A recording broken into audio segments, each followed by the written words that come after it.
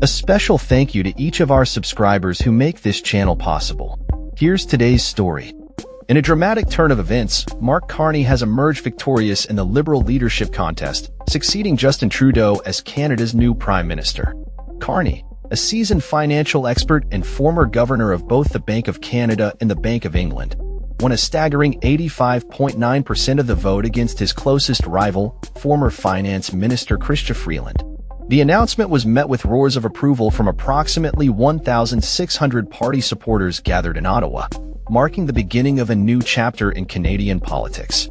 Carney's election comes at a time of heightened tensions between Canada and the United States, particularly in light of the ongoing trade war instigated by U.S. President Donald Trump. In his victory speech, Carney did not hold back in his criticism of Trump, labeling the U.S. tariffs on Canadian goods as unjustified and a direct attack on Canadian families and businesses.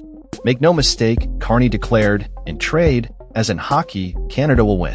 As Prime Minister-designate, Carney is expected to take office in the coming days and will lead the Liberals into the next general election, which is anticipated to be called shortly.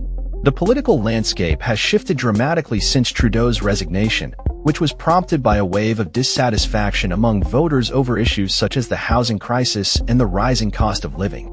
Carney's leadership victory signals a potential shift in policy direction, moving away from Trudeau's left-leaning agenda toward a more centrist approach. During his campaign, Carney emphasized the need for major investments in housing and clean energy projects, as well as a commitment to liberalize trade within Canada and reduce dependence on the U.S. market. His promise to cap the size of the federal government, which expanded significantly under Trudeau, resonated with many party members and supporters. The Liberal Party has faced significant challenges, trailing the Conservative Party led by Pierre Poilievre by more than 20 points at the beginning of the year. However, the trade war with Trump has allowed the Liberals to narrow that gap, with some polls indicating they are now statistically tied with the Conservatives.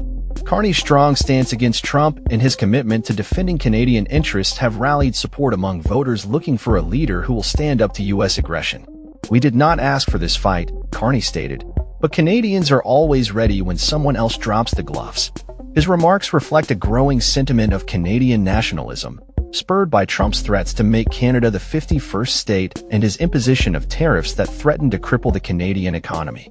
Carney's election also comes at a time when the Conservative Party is attempting to pivot politically in response to Trudeau's resignation.